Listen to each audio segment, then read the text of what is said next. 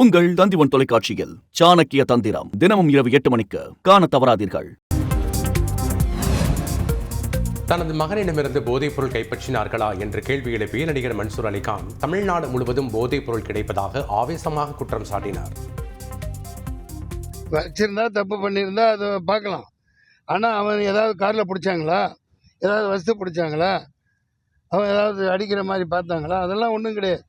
எவனோ 2 நாய் சொல்லியிருக்கேன், அந்த நாய் சொல்கிறது கேட்டு இவனை பிடிச்சிட்டு போகிறாங்க. ஏன்னா நான் எளிவனாக இருக்கேன், ஏமாளியாக இருக்கேன், இளைச்சவாயனாக இருக்கேன்.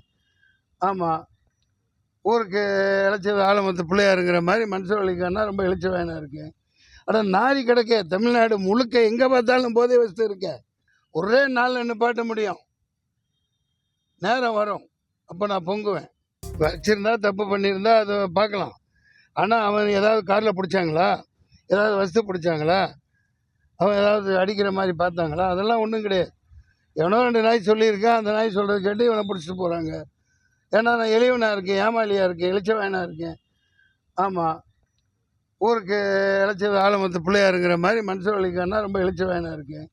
ஆனால் நாரி கிடக்க தமிழ்நாடு முழுக்க எங்கே பார்த்தாலும் போதை வசதி இருக்க. ஒரே நாளில் நிப்பாட்ட முடியும்.